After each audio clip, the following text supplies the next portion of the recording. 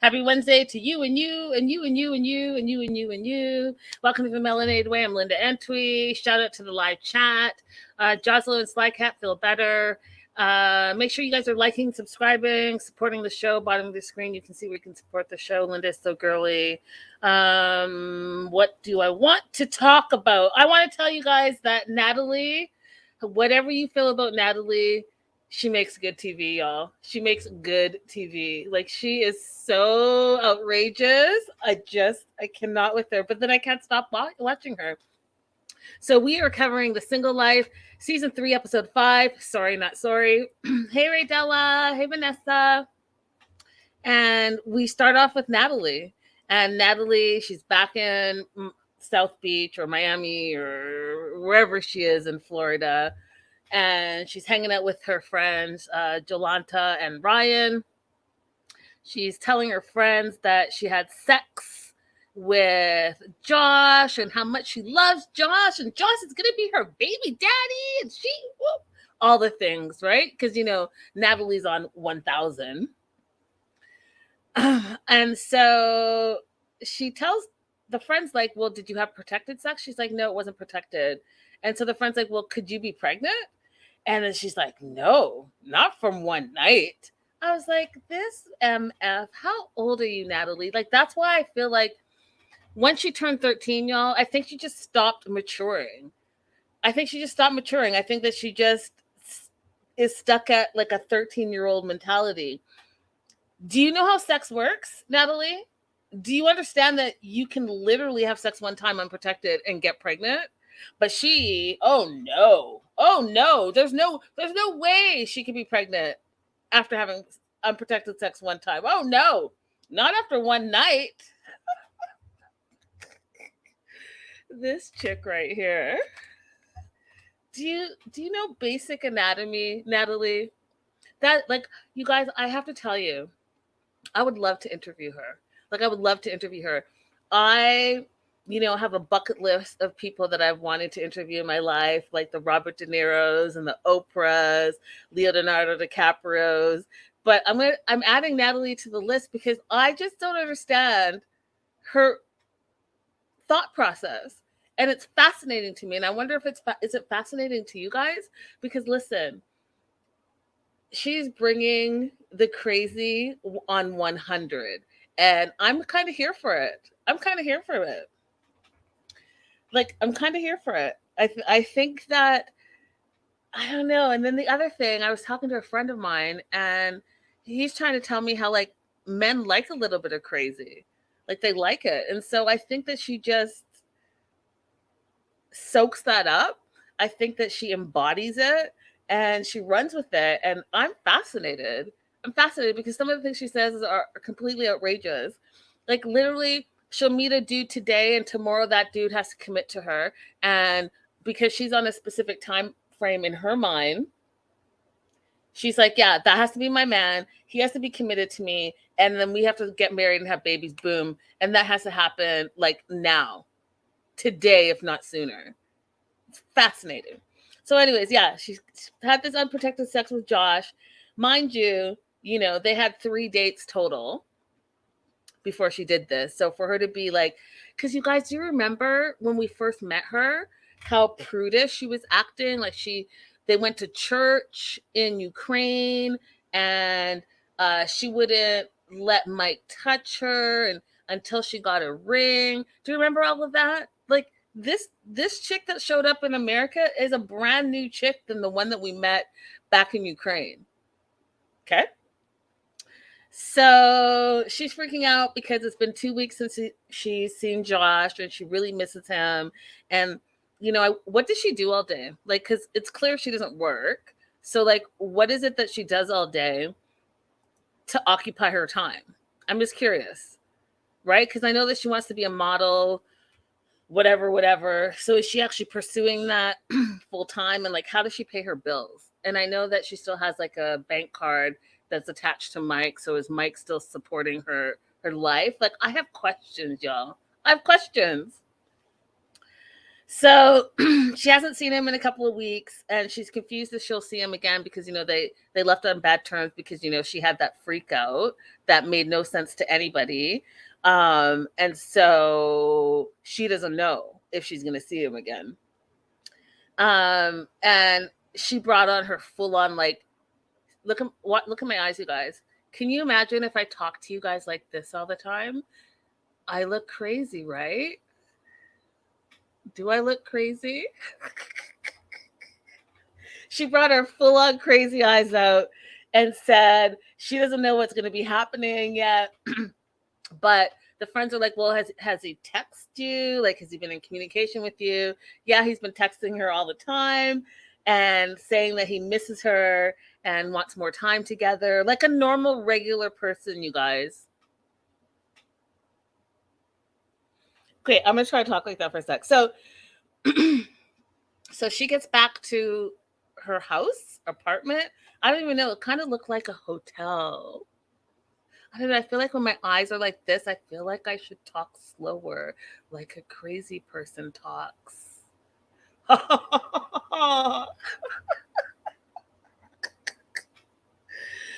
Anyways, she texts him. She's like, "I miss you."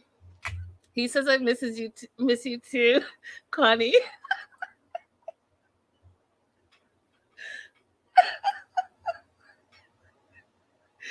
Can you do the entire show with the googly eyes? I'm trying, Blanca, but I can't stop laughing, and I feel like I don't know. My mom always told me like, don't do crazy shit because you'll get stuck that way, and I'm scared that my eyes will get stuck like this because then I really do look crazy. But I'm gonna try to do one thing. So she texts him. Wait, she texts him that she misses him, and he automatically FaceTimes him. Um, and they go back and forth with like googly faces saying, I miss you, I miss you. 2 weeks seems like 2 years to me, and I can't believe it's been so long, and I miss you so much. I miss you. Like voodoo, miss you. Right? Meanwhile, she's like laying on her couch in the middle of Florida with like a full on like furry jacket on that I'm like, are you not hot? I don't understand what's happening here. Um, so he's like, yeah, I miss you, and I really just feel like we need to spend more time together. And she's like, anytime I see his face, I can't stay mad at him. He's my chill pill. And I died of laughter. You're chill. Is this you chilled? Because I don't see it. I see crazy Natalie. I don't see chill Natalie. I've never seen. You guys question, when have you ever seen chill Natalie? Like Natalie just full on chill pilled out. Not ever. So she talks about how things ended, and he's like, I'm sorry that things ended the way they are, but my life is busy. But I enjoyed every minute that we shared together. But dude, I have 2 kids. I have a full-on career, a business that I run. He didn't say all that. I'm telling you this. And so I'm going to be busy. So I'm sorry that I don't have the free time that you have, where clearly you're not working and clearly you're making it about whoever it is that you're dating, and that person has to dedicate all of their attention and focus on you. And so like, it is what it is, but I really do want to get to know you. I think we need to spend more time together to see what this is. And she's like, yeah, okay.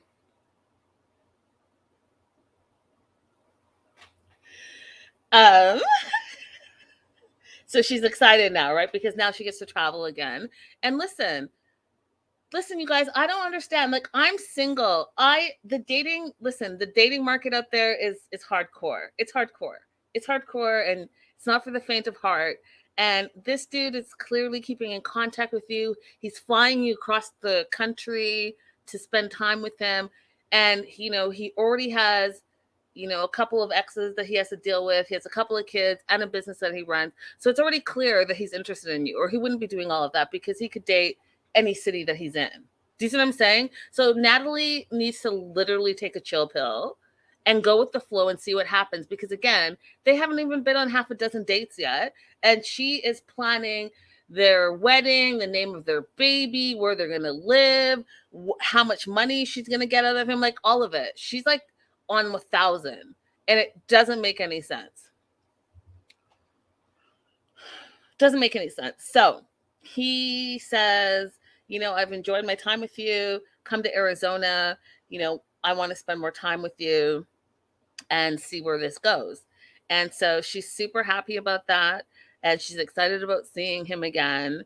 And then this is where the red flag comes up. She's like, yeah, I want a future with him. And this trip is going to be our make it or break it. Calm down, Natalie. Take several seats.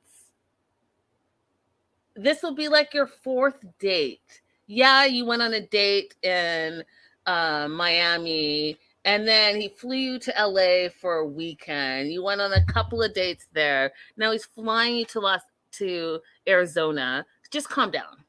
Calm down. This is the make it or break it trip. You don't even,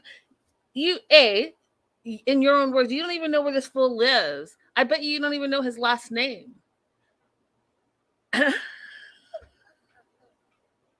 Ridiculous.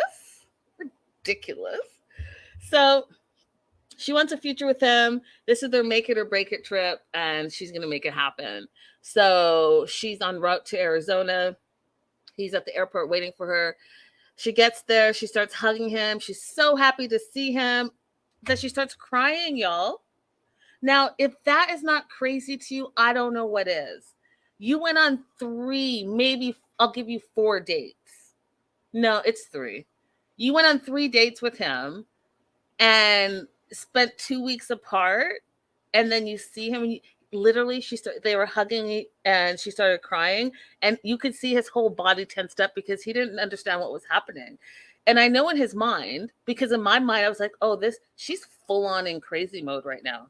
Like, what are you crying about exactly? And then she's like, oh, I'm just so happy to see you. And you know what my note says? She's a lunatic. She makes for great TV, y'all, but she's a lunatic. Like, she's a lunatic. Why are you crying? Jessica says, that was so weird. I was like, or Rebecca says, I was like, what the fuck is going on? Listen, y'all. She had full on crazy mode. Now, I don't know. I mean, you guys, I don't know. And mental health is obviously a serious topic. But I don't know, like, maybe she needs to go to a doctor and get, like, evaluated, because she's full on, like, I don't have a better word. She's crazy. She's a lunatic. She's full on, like, 100% over the top all the time. And, like, her thought process is, like, wild to me, you guys. I don't know, but she started crying. And then I thought maybe she's bipolar, because I keep, I see all these, and obviously I'm a clinician. I'm not a therapist. I'm not a counselor. I'm just a girl that has lived her life. But I do see all the commercials, and there's like manic bipolar. And I just wonder, maybe she fits some of that criteria. I don't know. But she brought on full on lunatic to Arizona. So Arizona, look out, because Natalie's in town. So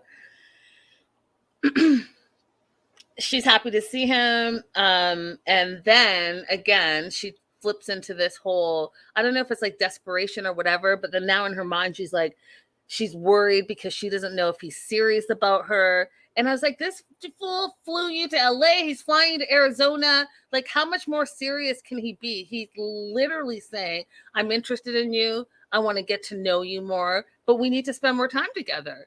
That's what normal people say and do when they're dating. But she wants a commitment right now. And she wants to know that he's serious. And so she's like, I have so much fear in me. I don't know if he's serious about me. And then her needy kicks in. So they get into his car. And that's a whole other thing. Like, I'm not even really clear on what Josh's job is. Like, is he a model manager? Does he own a modeling agency? Like, what is his job exactly? Because remember last week with the whole Tesla, and then when he was leaving, he wasn't leaving in the Tesla that he literally left in valet, but instead he called a ride share, and the ride share was this like, and no disrespect, I just was confused, was this like, I don't know, Hyundai or whatever. And I was like, but where is your Tesla? And then I guess he's from Arizona, so he has like a separate house there and a separate car. And I think it was a BMW that he was driving. I don't know. I have just questions. Like, what exactly is it that you do? What is it that you do? Because I'm not very clear. He picks her up. They get in the car, and her needy kicks into 100. She holds onto his arm, and she's like, 2 weeks of not seeing you was so hard. And she's like, puts her head on his arm and shoulder while he's driving. And I was like, dude, you've been on 3 dates. Like, what did you do before you met Josh? Because all of this seems extra needy. And like, to me, it's a red flag. Like, I get being excited to see the person that you're dating. It's all fresh and new, and you want to spend all that time to, I get it. But this was more than that. This was like, her whole world is wrapped up in Josh. And her whole world is like, Josh is going to be her husband number 4. Do you know what I mean? After 3 dates. And, you guys can believe in love at first sight and all that stuff. But like, Natalie's on a whole different planet as far as I'm concerned. So he's driving, trying to be like a regular dude, saying, hey, listen, do you want to meet my son? And she's like, yeah. And he's like, oh, and my ex-wife. And she puts on her pouty face. You know how she pouts? I don't want to meet your ex-wife. Oh, fuck off, Natalie. He's like, listen, we have an agreement before we introduce our kids to new people. We have to meet them first, which makes absolute sense for anyone who has kids and is like single, right? You're not going to just bring some random, especially in the world that we live in right now, where, I watched the news yesterday, and in California, there was this dude that literally abducted a 14-year-old girl in broad daylight and got caught on all the CCTV cameras. You know what I mean? Like, what we're not about to do is just bring some randoms into your children's life. And if you think you're at a point where you want to introduce a new adult to your children, then absolutely your ex baby mama or baby daddy has a right to meet who that person is. Those are just facts. That's the world we live in now. But she doesn't want to meet the ex-wife, and she's pouting about it. And now she has an attitude in the car. I totally didn't get it. She's pouting. And then the other thing is, when he's home in Arizona, his daughter lives with him full time. And so this woman that he's gone on literally 3 dates with, he's not going to bring to the house because he doesn't want to introduce her to the kid and have her around the kid all day, every day, since he's still trying to get to know this woman as well. Completely in the right. So what does he do? Not only has he flown her out to Arizona, he's rented her an Airbnb so she can have her own space. But she ain't about that life. She's freaking out. She's like, oh, I'm not going to his house because his daughter lives with him and she starts freaking out. He's trying to hide me from his house. He's not ready to share his life with me. Yeah, bitch, he's not. This is date 4. Why would he be sharing his life with you? He doesn't even know you like that. So if we're going to go on a scale of what's important and what's not important, his kids are going to be important to him. This new chick that he's dating, that he's been on a couple of dates with, who's totally gone buck wild every time they've been together. But, like Vanessa says, dudes do like them some unstable. Clearly he likes some unstable, or he likes a little bit of the fact that she's over the top. Whatever it is, it's entertaining him because he's entertaining it. So she's ungrateful about the Airbnb. She's mad that he's not sharing his life with her. And so when he drops her off, of course, Natalie does her 2-year-old temper tantrum. Is like, oh, I'm so tired. It's been a long day. And then he has to go.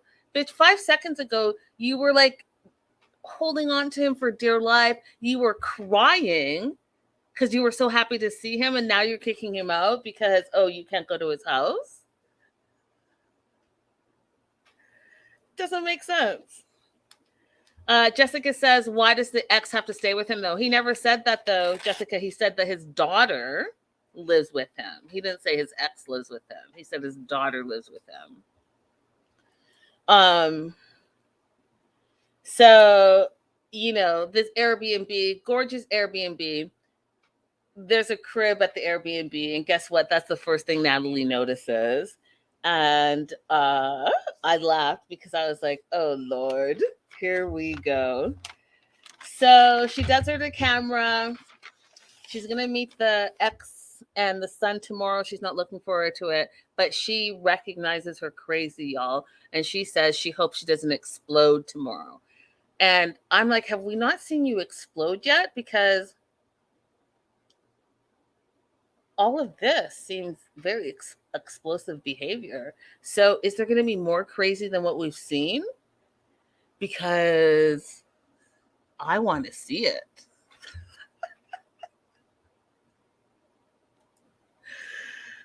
Vanessa said he said his ex lives there. I don't remember hearing that, but if that's what you guys say, then I'll believe it. I was probably too busy laughing. Moving on to Tania. Listen, y'all, here's my theory, and I'm sticking to it. I 100% think Tania still wants to be with Sinjin. I think that Tania and Sinjin are actually really not broken up. I think that they are going to make some type of appearance together at some point. That's what I think. I think she mentions him every single episode, and no other single life cast member does that with their ex as much. I mean, Tiffany does it with Ronald a little bit, but Tania literally says Sinjin this, Sinjin this, Sinjin this, Sinjin this. And, the simple fact that she keeps mentioning that they're still married, technically, I just, you guys, there's going to be a twist. And I'm telling you right now, I think that the twist is that they are going to somehow get back together in some like polyamorous situation. Anyway, she's on her second date with Joel. They go scuba diving, and that's what one of the pictures you're seeing up there. It looked beautiful, you guys. Like, oh, I want to go scuba diving in Aruba. I haven't been. But she does feel some chemistry with Joel. And although he clearly still has issues with her still being married, it can continue to come up, but she still wants to like try to pursue, at least in the beginning, she wants to pursue this connection she has with him, right? So she wants to get to know him more, but he seems a little combative for her. So they get on the boat, and the diving instructor is there, and the diving instructor makes it super awkward for both of them, which I thought was hilarious because he's like, how long have you guys been together? And they're like, wait, together? What? Because, this is like only their second date. And he's like, oh, I just assumed because, I saw the kiss and then the tattoo on his lips, the tattoos of lips on his chest. So I assumed like that was you two. And it just made it awkward because clearly those aren't Tanya's lips. And so they go diving, they have a great day, have a great time. I mean, you guys look at this turtle. How amazing and how fun does that look? I'm down for the scuba diving life. So they have a great day, great instructor, all the things. They're driving back and they get into another disagreement about her still being married and her not filing the paperwork. And then she's like, well, whose lips are on your chest? And he explains it's an ex-girlfriend, but it's not a big deal. He feels like having a permanent tattoo is not such a big deal versus her not filing for divorce. She's like, well, I can file paperwork and be divorced at any time, but a tattoo is permanent. But he thinks that, hey, I can get my tattoo removed anytime, but you're married. At least I'm not married. So, I mean, the thought process between the two of them, I don't know what's worse, you guys. So I'm going to put it to the live chat. If you're watching the replay or listening to the podcast on Anchor FM, let me know what you guys think. Do you think it is worse to be single, but still technically married, or single with a tattoo of your ex somewhere on your body? Which is worse? Let me know. I'm curious. I want to do this. This is my official verbal poll. So let me know in the live chat. Let me know in the comments. I'm very, very curious. Single but married and dating, or a permanent tattoo of your ex? So they go back and forth with this argument, and she realizes in the car that she doesn't want to be dating someone she's in constant conflict with. And it reminds her of Sinjin, because, you know, she has to mention Sinjin, how they both didn't agree about a lot of things. Stevie says it's worse to be single with a tattoo of your ex. And Laura says it's worse to be single with a tattoo. Oh, no, wait. Laura says single with a tattoo is much less serious. So her and Sinjin, you know, didn't agree with a lot of things. And one of the things she does say is that she misses Sinjin because she misses one of the things that even though they fought all the time and they didn't agree a lot, she didn't question Sinjin's love for her. Okay. So she doesn't want to be in a relationship where it's argumentative again. And so she tells Joel that she just wants to be friends with him, and literally friends with no benefits. And are you okay with that? And he says he's okay with it, but then to camera, he's like, nah. And they're not going to see each other. Graham says tattoo of an ex, I think, is worse. And Laura says it's worse to be married. So I think we're right now in the live chat, we're 50-50 with our beliefs, whether it's being single and still married on paper or having a tattoo of your ex. We're about 50-50 in the voting. So she just wants to hang out as friends. I mean, at the same time, I don't know if it's that serious because you're vacationing in Aruba. It's not like you live there. And so if it's not working out, you're going back to the US anyway. So I don't even know what the big deal is, honestly. You know, you have your vacay bay and you had a good time and you keep it pushing. You keep it pushing.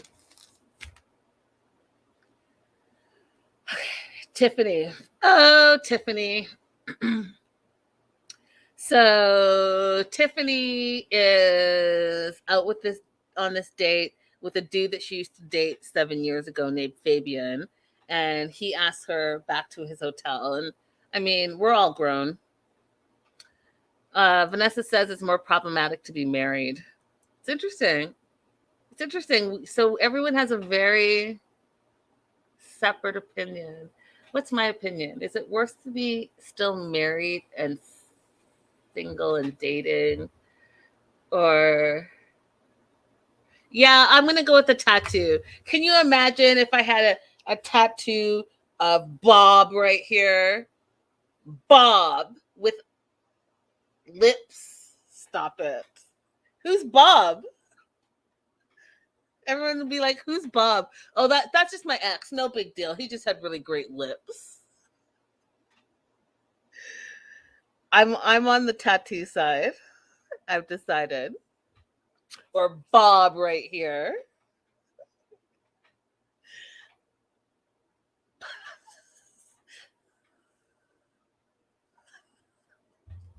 All right, this is just for the adults.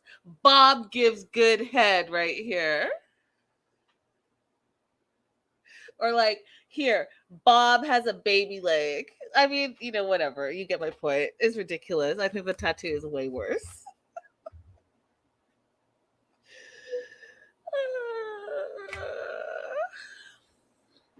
All right, back to Tiffany. So Tiffany's Fabian asked her to go back to his hotel, and she wants to go, but like, we're all grown. We all know what that means, like going back to the hotel room. Like, I mean, come on. But she reminds us that she hasn't been with a man since Ronald, and she hasn't had sex in almost a year, but she still says yes to going back to the hotel room. So they get to the hotel room. He has it all planned out. Graham says, "Bob, do you mean battery operated boyfriend?"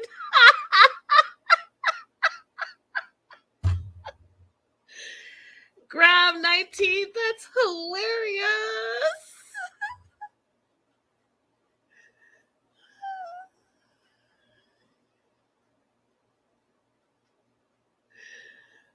Oh my gosh. That just totally took me out of pocket. I just read about something about that, Graham. That's why it's so funny to me.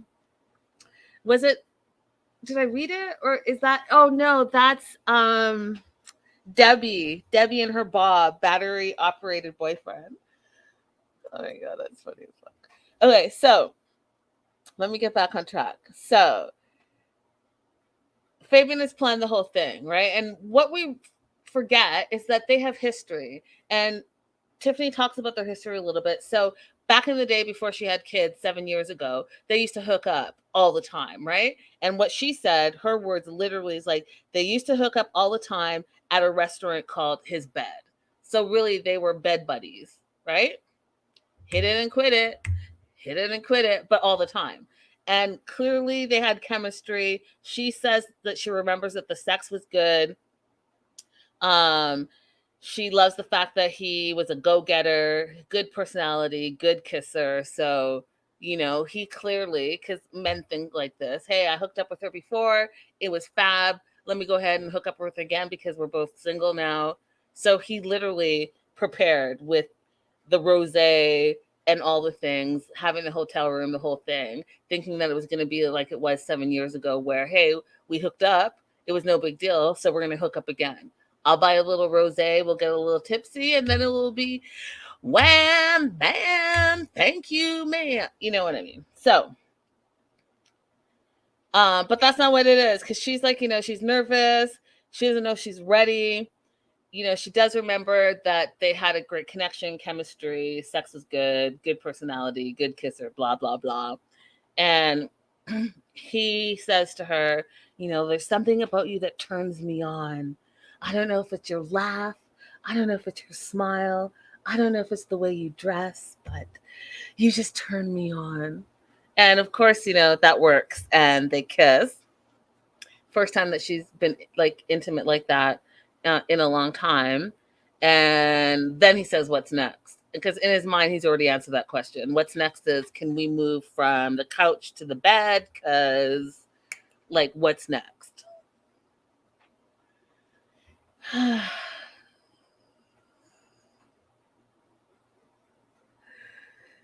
Yeah. So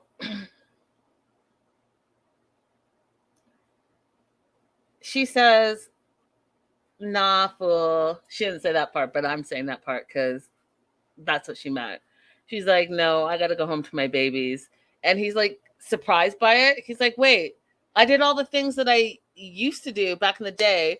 I took you out for drinks, plowed you some drinks. There was not even dinner involved. And I asked you back to my room. You said yes. I brought more alcohol. So wait, what? What's happening here? You're not going to stay? We're not going to get down? What? Who? Huh?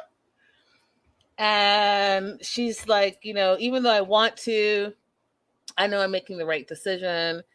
And he's like, well, I do want to see you again. Can I take you out house tomorrow? I was like, oh, because don't forget, you guys, he lives 4 hours away. So he's staying in a hotel. He's staying in a hotel for the weekend. He wants to make sure that he's getting his money's worth. Do you know what I mean? Like he either flew down, drove down the 4 hours, whatever. He booked a hotel. He bought drinks. All the things that a lot of men think like, oh, I did X, so I should get Z, which absolutely is not the case. Just FYI, I'm talking shit and running amok right now. But at the end of the day, you have to have consent, and both parties have to want to do what you want to do. I don't give a rat's ass where you came from. I don't care how far you traveled. I don't care what you bought. No is no at any point. That being said, he had a plan. He was trying to get his money's worth, and Tiffany shut that shit down quickly. She's like, no, I'm going to go back to my babies. And he's not giving up, though, yo. He's like, how about brunch? How about tomorrow? Right? Because he's on a limited time frame.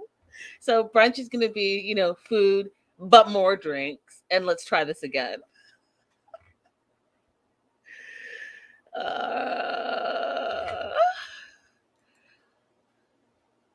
Oh, wait, I want to do this one first. Rebecca says, Fabian wasted no time. Facts, Rebecca, facts. And Laura says, do you think Tiffany was ever really serious about moving on from Ronald? Nope, she was not. And Laura, if you've been watching my show, you already know that I told you that, I think Ronald's going to make an appearance on The Single Life. We're going to see him later in the season. If you're part of my Patreon family, I've already talked about this and shared with you guys some videos and all the things. So we're already in the know. So do I think that she's serious about moving on? Absolutely not. That's the answer to your question. So he walks her down to her ride share, and I guess we're going to see more of them on another date when they go for brunch. Debbie, listen, everything that I'm telling you, then I turn around and I'm just like happy for Debbie. And I know Debbie's moving at warp speed, but they're old. And I think that they're older. So you got to move a little quicker. You can't play all the young kids games. You can't play all the 30-something-year-old, 20-something-year-old games. Like, let's make this happen. If there's a connection and you guys are physically attracted to each other and there's love there, go ahead and keep it pushing. And as we know, in real life, spoiler alert, they're absolutely still together. And spoiler alert, if you don't want to know this, Debbie, like, cover your ears, but Debbie is I'll say spending a significant amount of time in Canada. Okay. Spotted all over the place. Walmart. Where's Connie? Connie knows. Connie's from my hometown. Spotted at Walmart in Poco, Connie. Spotted on the SkyTrain. Spotted at the Peony. Spotted downtown Vancouver. So, like, Jennifer! Everyone say hi to Jennifer. Jennifer is my old producer from AfterBuzz TV, and I just love her. And Jennifer knows me very well. Fun fact, because you all know already, because you know me, that I act up. Jennifer, because working for a TV company, is a little less flexible with the things that you can say and do. And Jennifer, you guys, would always, before I would go on air, would literally say to me, don't misbehave. Don't misbehave. And I'd be like, well, don't misbehave. And she knew and I knew what she was talking about. And she was saying, don't run amok, don't embarrass me as your producer, and don't say some wild random shit that I'm gonna have to edit out. Thank you. Don't misbehave, Linda, please. All caps.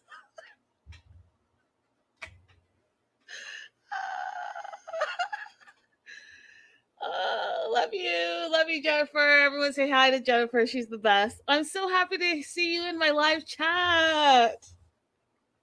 All right, so that being said, because Jennifer has made an appearance, and I want to give her a little tea because I haven't seen her in forever. Debbie has moved to Vancouver, specifically Port Coquitlam. Debbie and Tony are a thing, a serious thing. Now, do they travel all the time? Yeah, they were just back in Vegas, and Debbie posted, great to be back in Vegas winning, because she's like a big gambler, right? So will you guys see that play out in the season? I think so. I think she's almost homeless now. This was last year. She's already in Canada, and they're already living their best lives. Do I think we're going to see that play out on this season? Probably towards the end. Absolutely. So that's your spoiler alert. That's a freebie. And you can thank Jennifer Lopez, J-Lo, for it. So Tony's back in Canada. She's not sure when she can visit him in Canada because of her living situation currently. She has to move into the house because she can't afford the house by herself. We already know that Colt and Vanessa have moved out. So he calls her, they FaceTime, and Debbie's another one who's like bordering on, what's going on with you, Debbie? Like, you're super needy. I already said that I feel like she has a codependent relationship with Colt. And literally, like I keep telling you guys, Colt was not only her son, but her best friend and her pseudo husband. And so because she relied on him so much as her emotional support, she doesn't know how to break free from that, right? And I told you guys this last week. I don't know, some of you guys didn't know, but she homeschooled him, and for the last 13 years, it literally has just been the two of them. And that's why she's so like stuck on him, right? And she focused on him and needy, right? She doesn't want to do anything without Colt because that's been her clutch for the last 13 years. So when Tony calls, she starts crying and telling him that she has a big problem. You know, she's supposed to move in with her bestie, Aubrey, but Aubrey put the kibosh on that. She's like, dude, you have too many cats. And you all already know how I feel about cats, first of all. If it's a matter of being homeless, and you guys can come for me, I don't care, because I already said this. I hate cats. I'm not a cat fan. Do I love every other animal? Absolutely. I don't love cats. I don't. So if it was me either being homeless or having these stupid 5-ass cats, guess what? Bye, cats. You're going to be rehomed, whatever. I'll come visit you, but I'm not about to be homeless over you. No, thank you. So she can't move in with Aubrey because Aubrey's like, nah, your cats aren't going to jive with my dog, so you can't move in. And so, you know, Debbie's like, oh, I don't have any place to live. And Tony's like, well, can you live with Colt and Vanessa? Nah. The whole reason she's in this situation is because Colt and Vanessa bounced because they couldn't take living with Debbie anymore, because Debbie was so codependent and up in their relationship for so long that they're like, if you want this marriage to work, we need to move out of this house immediately. Rebecca said, Audrey said, not in my house. Facts.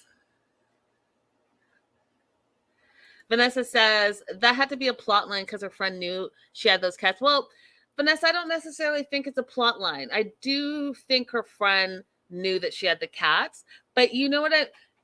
It's like this. You're out there and you're like being nice because that's your friend, that's your bestie. You want to support your bestie. And so, yeah, no problem. Move in with me. And I've been through this experience. The first thing I will say, no one can come and live in this house anymore if you don't have somewhere else to live. Do you know what I mean? Like, if you are in between places and you don't have another place to go to, then nah, you can't come stay here, because guess what? I don't know when you'll leave, because you'll keep making excuses and all the things. So first of all, you can't come stay here if you don't have somewhere else to go back to. No. Second of all, you want to be helpful and be there for your friends. But Aubrey was probably like, yeah, that's a good idea. Come stay with me. You figure it out, save some money. But then she realized it's not one cat, it's like 5 cats. And she's going through her day-to-day life in her house or her apartment or wherever she lives with her dogs. And she's like, I don't want 5 stinky ass, smelly ass cats up in here. She has a right to change her mind. So I don't think Vanessa was a problem. I was her probably thinking 5 feral cats run up amok. Just a question for you cat lovers, who come from me. When you have 5 cats, how many kitty litter boxes do you have? Do they each have their own? And how often do you change it? Because that shit's nasty. So I'm just curious. And I'm not trying to be an asshole. I'm just curious. How many kitty litter boxes do you have for 5 cats? I would hope you have 5.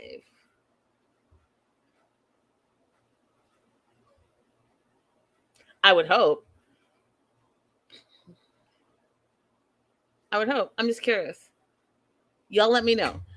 Ponder that. So she can't move in with Aubrey. So Tony's like, well, I don't necessarily feel like that's an issue. I don't think you have a problem. You're already going to come up here to visit anyways. And if you feel comfortable and we don't kill each other, then maybe you'll think about moving up here permanently. And he's like, maybe it's too much too soon, but know that you have that option. And she's like, oh, I don't know. I've never thought of moving away, And he's like, well, you have to move anyways. You have no place to stay. It's not like you're 20 anymore. Both of them are, 70. And he's like, I'm not 20 anymore. And if you like it, you have a whole new house to live in and someone, his words, you guys, not mine, someone to fuck you all the time. Oh, Tony, you're a freak. Freak between the sheets. Okay, I see you. Connie says each cat should have their own box and you have to clean it every day, especially if you have 5. That part, Connie, that part. First of all, you should not have 5 cats. Ew, gross. Second of all, yes, every single day, that nastiness needs to be taken out the house, out the house. So,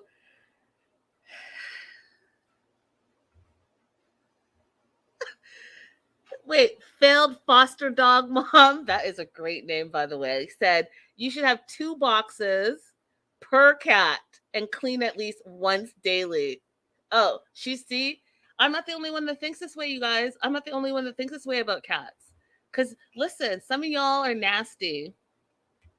Some of you are nasty. I'm sorry to say it. So, like the title of this episode, Sorry Not Sorry. I'm sorry not sorry.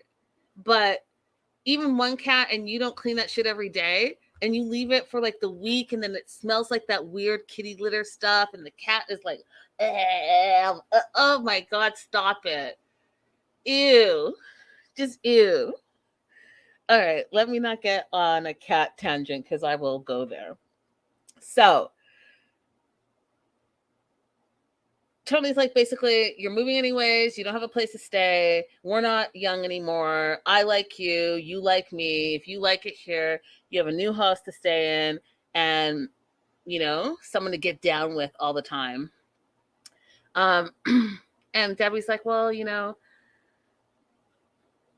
I've never thought about moving to another country and it's scary for her. And she would be leaving her whole life. And first thing, of course, she mentions is Colt. I'd be leaving Colt. I'm thinking about Colt. And even last week, she said, that's my soulmate, and I know everything about him. When Aubrey was like, well, you don't really know him. She's like, no, I know everything about him. This week, now that she has to think about perhaps, packing up her life and leaving her son behind, she's like, well, we only spent 3 days together, and he's asked me to move in. Like, that's scary to me, which I get that. That's logic. Like, take some time and think about it, Debbie. But don't hold back because you're worried about your relationship with Colt.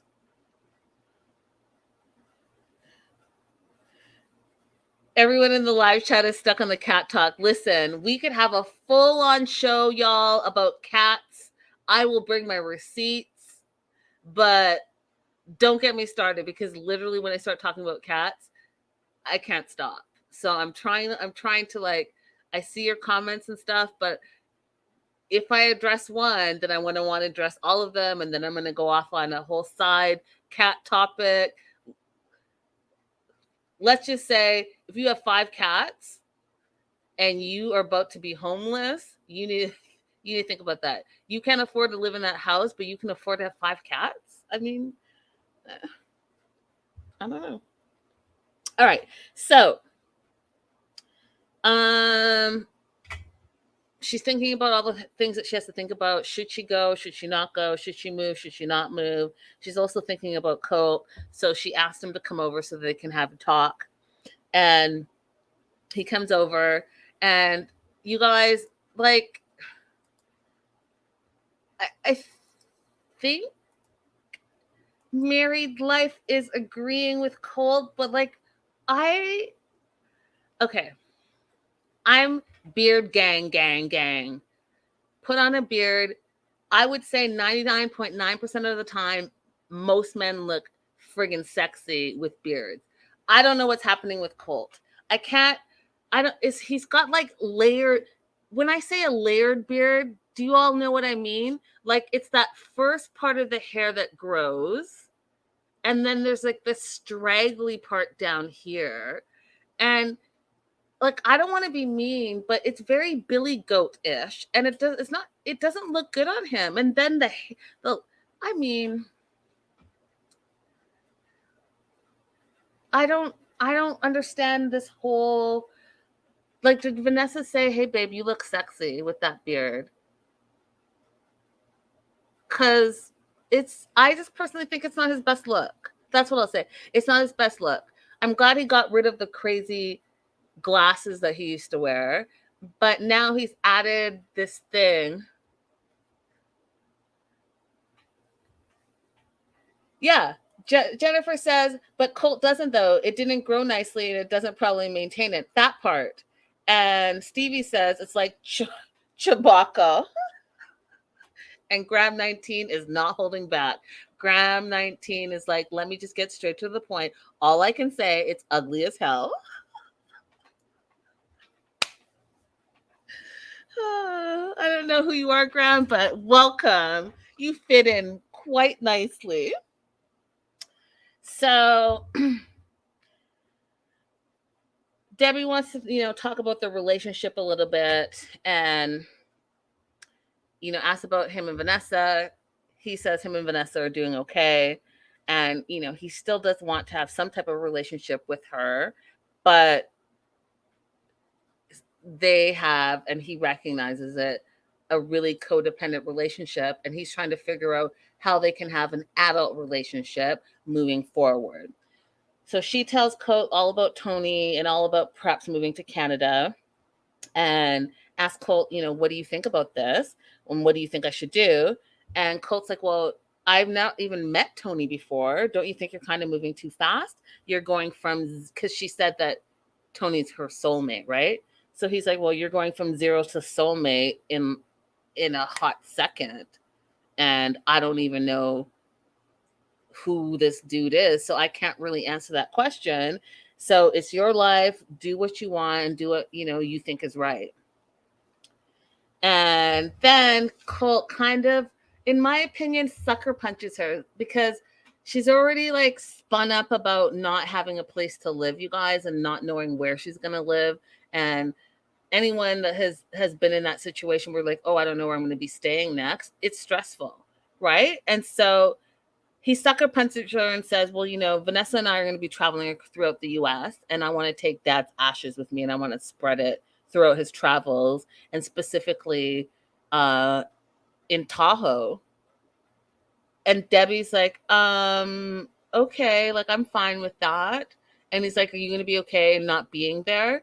That's really shitty, in my opinion. Like, hello, obviously this woman has abandonment issues. Obviously this woman who was single for 13 years after her husband passed, has been dealing with some shit. Obviously, this woman is codependent on you and you know it. And you just throw that out there just in passing, like, hey, by the way, I'm going to take Dad's ashes and I'm going to go spread them on my own.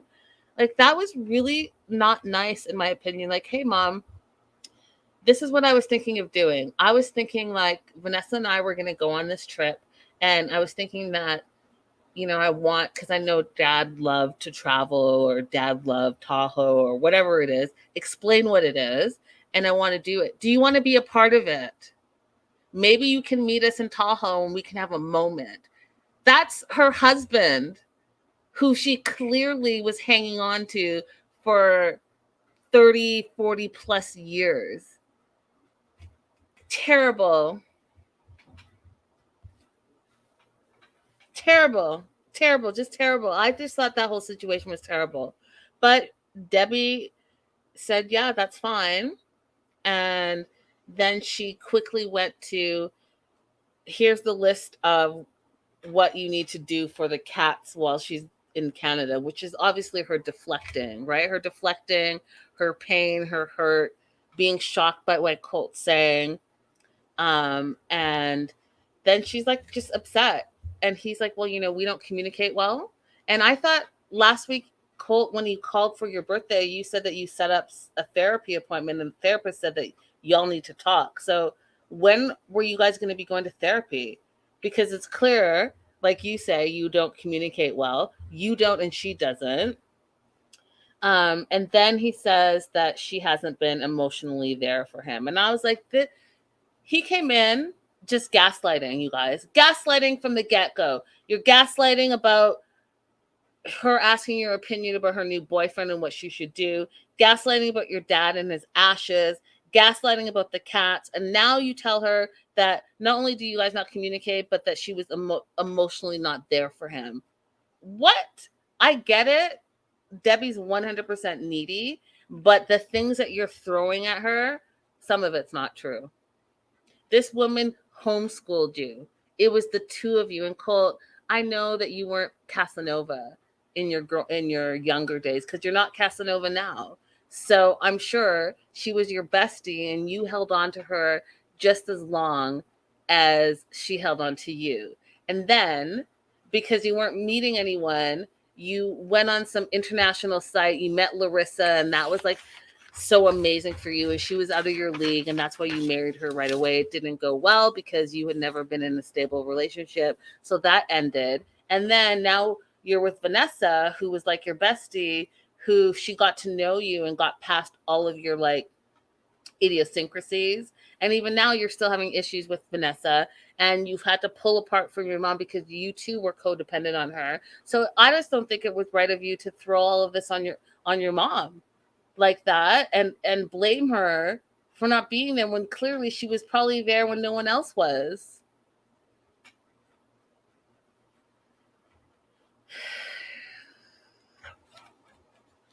Jennifer said, Linda said, you're not Casanova. Now I'm done. Well, he's not. Let's be real.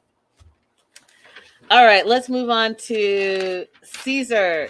Caesar, oh Caesar, oh Caesar. Caesar, you guys. Okay, so last week, let me see if I still have this. Last week, not last, yeah, so last episode, Caesar had his date with Valentina. And if you remember, Valentina is the one that tried on his hat. And they didn't really have major communication, but apparently I guess they locked eyes and it was love at first sight. So they had a great date according to Valentina, you guys. Valentina's like, I want to see you again and I want to see what happens next. But Caesar, now that he thinks he's a high roller because he's got 3 dates, was like, I don't want to make any rash decisions. Stop it, Caesar. Stop it.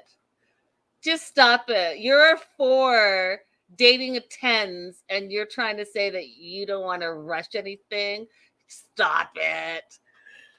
Okay, so today is date number 2, and date number 2 is with Katerina. And you guys know I talked about Katerina a lot just because she's way taller than him. And he even said, not my words, but he even said that she's out of his league. But what they do have in common is they're both nail techs. And so he buys some flowers. They're going to go to the winter fair and they're going to walk around. But yeah, like he said, he's scared that she's out of his league. Plus, she's taller than him. She's taller than him. And she's taller than him. Connie said a 4 ? You are too nice. It's the Canadian in me, Connie. So they walk around and then, okay, you guys, I'm going to go on a little bit of a tangent, but I'm not. I'm going to say this, but then I also understand it because, you know, when you live in a country where everyone looks like you don't really have the opportunity to be around diversity. And especially if you don't travel, then you have a limited understanding about a lot of things. But this is how this broke down. She said that she used to play basketball when she was younger, and she used to dream about Black basketball players, and maybe now her dream can come true. And then, quote, this is what she said verbatim, the Black one like this, end quote.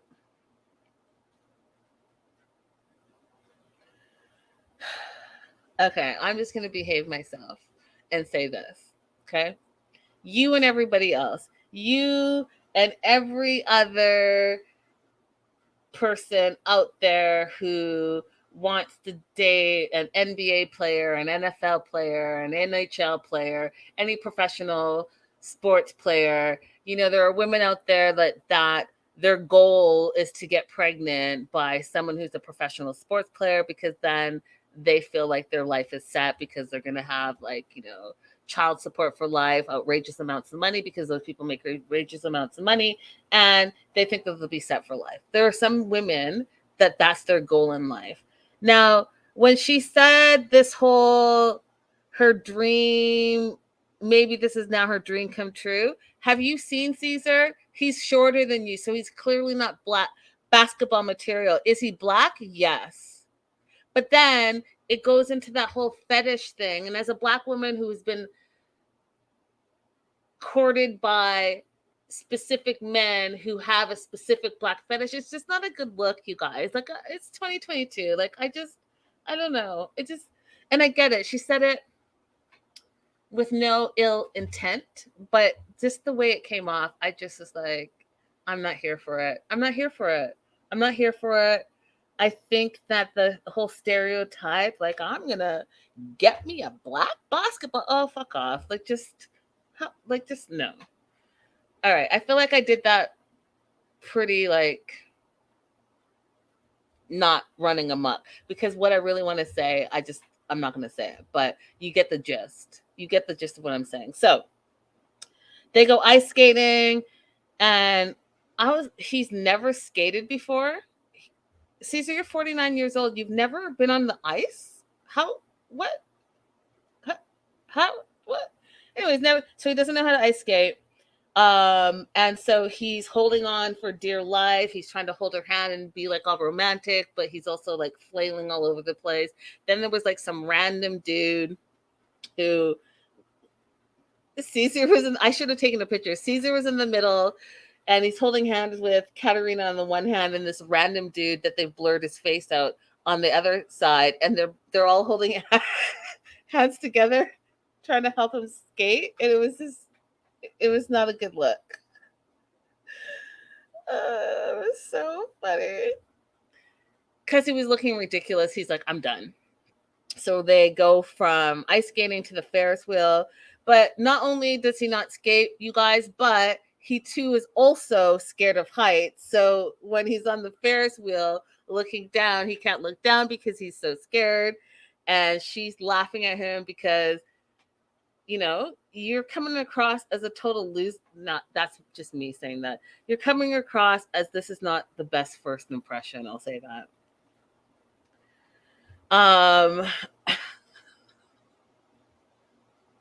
So They get off they're on the Ferris wheel. He's scared of heights.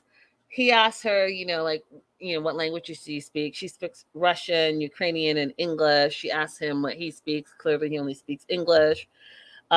She tells him that she's divorced, and he's like, "Oh, what happened?" And she's like, "Sometimes love just is finished." And we used to live in Israel, but then I came back to Ukraine, and he's like, "Well, what are you looking for in a relationship?" And she's like, "Well, I'm looking for action and presence like this and the flowers." And then, to my surprise, she wants to see him again. She says she likes him. She likes his sense of humor, and she wants to see him again. However, when they part ways, which was like an oxymoron to me, she's like, "I have to work tomorrow, so bye." And she literally just walks away. There's no like hug, no see you later. She's just like, "Bye."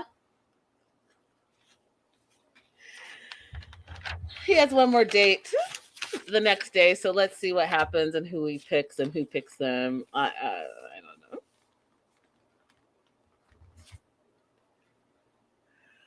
Oh Lord. Oh Lord. Last and certainly not least, we have to definitely talk about Veronica and Justin. And, I really like Veronica. I really do. I think that she's a sweetheart. And I think she's looking for love. And, it's so interesting because everyone has been, begging to see more of her and seeing her on spinoffs. And now that she's on spinoffs, I've been seeing things online and social media. And y'all are savage. Like, you were like rooting for her, rooting for her, rooting for her. She's finally on the show. And now you guys just want to talk shit about her. For what? She's like so sweet. She's so sweet. And she's just she's single. She's a single mom. She's trying to find love. And that's that. Like, what are we having issues with exactly? But she is getting wax sugared because she's going away with Justin for the weekend. And you guys, they went full fledged. Like, I was like, is this still TLC? Because she's gotten waxed in the front. She's getting waxed in the back. And they are telling us and showing us it all. And she literally says that she hopes that Justin meets her vagina. I was like, oh yeah, shit. I don't live with my parents, so I'm good. Because they'd be like, "What are you watching?"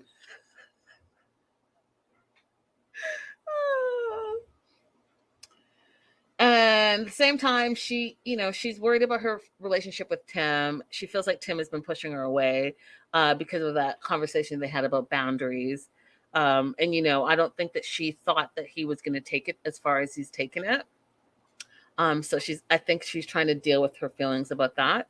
So she's packed for the weekend. She's packing up her bags in the back of the car. Justin shows up. He hugs her. And then they get in the car. He asks about Tim. And I feel like she took it a little far, right? Because she says, Tim says that we don't really ever have to talk again unless it's about Chloe. And I was like, that is not what he said. He said we should just start acting like exes and not be in each other's business as much, right? And so that we both have an opportunity and a chance to be in a healthy, happy relationship with other people. He didn't say, I don't ever want to talk to you again unless it's about Chloe. But that's how she's processing it because she's used to being with him all the time. So they're driving, talking, chit-chatting. She asked Justin why he didn't kiss her when, he showed up and arrived. And Justin, and I got to give it to him, you guys. First of all, I got to give it to him because, I respect his honesty. And I will tell you this about me. I personally I'm just not that good of a person. I may be Canadian, I may be nice, I may be caring and all the things, but this episode made me realize that I'm just not as good as a person as Veronica, because I don't want to tell you what I would have done in this situation, but I know that I would not have been the bigger person like Veronica was.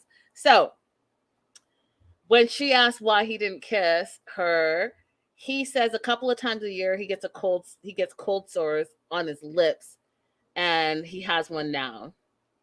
Now, I need you guys to look at her face, because that's him telling her, and that's her face. That would definitely be my face as well. And so there's this weird silence, and she says, "Oh, well, that definitely changes the vibe for the weekend. Now we can't even kiss," she says. She's like, "We can do it, but no kisses." And he's like, "Yeah, because I would feel terrible and horrible if I gave you mouth herpes."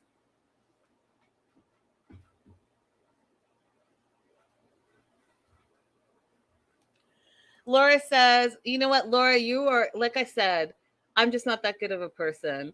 Laura said, "I wouldn't have been mad. Herpes is very common and he's being responsible about it." And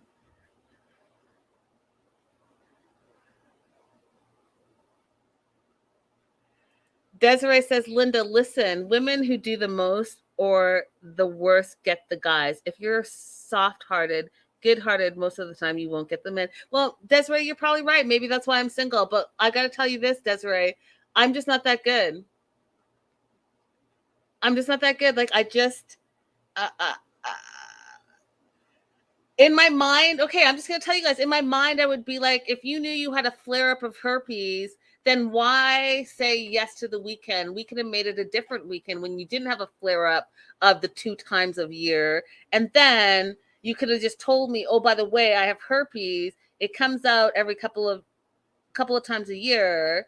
And like, are you cool with that? Are you okay with that? And should we move forward? Because like I said, I do respect his honesty. I do respect the fact that he's an adult about it. And especially when you're being intimate with someone and he gives her all the information so that she can make adult choices for herself and for her own body. However, I just feel like if you plan this romantic vacay weekend and then you're on the way there and then dude tells you he has herpes and then he has a flare up right now, it just, I don't know. Like, okay, I do know. I would just be like, can we just do this another time? Can we flip the car around and do this another time? Because it's clear I obviously don't know enough about herpes, but I will say this. I'm a little bit of a germaphobe. And so can you explain how that is? If we can't kiss, like, should you have your own cutlery and glasses? And like, what does that look like? And, I'm going to need to know some things because I don't know enough about it, but then I would have too many questions and then I'm just not going to have a good time on the weekend. So can we just wrap this up and do it a different weekend? That's just me. And like I said, I'm not a good enough of person like Veronica or Laura, who is like, "Oh, it's, whatever." I appreciate the fact that he's open and honest. And I think, and you guys know me by now, that I say that you have to have those conversations about sex and, how often you have sex and how important it is in the relationship, all of those things. And obviously, if you have a, STI, STD, anything that has to do with sex, then you absolutely have to have that conversation with whoever your partner is going to be. All of those things are adult and appropriate. I'm just saying, me personally, I'm just not that good enough of a person to be like, yeah, we can still have this romantic weekend. I'm still going to throw up the sexy lingerie and I'm still going to kiss on your body. Because in my mind, all I'm going to know is that you have this friggin' thing flare up. And I don't want to like have a few drinks and like forget and then kiss you. And then like, nah, I'm just not that good. That's it. I'm just not that good. That's it. I claim it. And maybe, I'll grow up and be better. But for today, just no. This is not sexy to me. So this is her face when he tells her, and she's like, "Well, we're gonna salvage the weekend and figure out how we can make it the best weekend." They get to the place, and she's like, "I'm gonna go upstairs and get more comfortable." She puts some sexy lingerie on and says that she wants to get physical. She wants physical intimacy from Justin, and she wants attention from him. And she says, which I say as well, that it's hugely important. Sex is important in a relationship. And I've said this to you guys from the jump. And bad sex can break a relationship. I 100% agree with her. So she comes down in the sexy lingerie. He has wine with him. And so they're having wine. And, he obviously compliments her. You look beautiful. And she's like asking him, like, how does it work? What we should do. And he's like, well, I can give you a massage. Let's move this to the bedroom. But then when they get to the bedroom, like so many men who say, oh, I'm going to give you a massage, he ain't do shit. He didn't massage her. All of a sudden, she's doing all the work and she's on top of him. She's kissing him, kissing his chest, all the things. I was like, Justin, where's the massage? You know how many guys? 9 out of 10 guys will be like, oh, I'm going to give you a massage. And they'll be like, like here, for like 5 seconds. And they're like, okay, my turn. Stop it. So we'll see. We'll see how this weekend pans out. And I hope that she has a great weekend. But I cannot.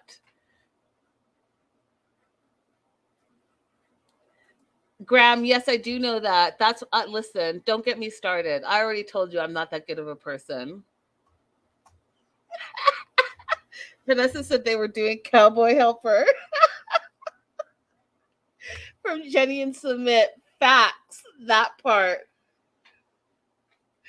And Laura says, where's the massage?